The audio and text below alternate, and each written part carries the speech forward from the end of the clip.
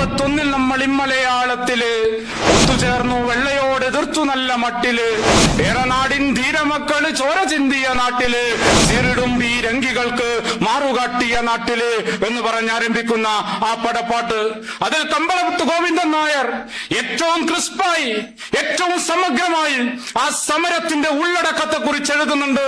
അദ്ദേഹം പാടുന്നുണ്ട്, നമ്മളുണ്ടാക്കുന്ന നെല്ല് ജന്മിമാരെ തീറ്റുവാൻ സമ്മതിക്കില്ലെന്നതാണ് ഹേതു ഏറ്റുമുട്ടുവാൻ, ഞങ്ങളുടെ കാശ് വാങ്ങി ഇംഗ്ലണ്ടിലേക്ക് അയക്കുവാൻ സമ്മതിക്കില്ലെന്നതാണ് ഹേതു ഏറ്റുമുട്ടുവാൻ.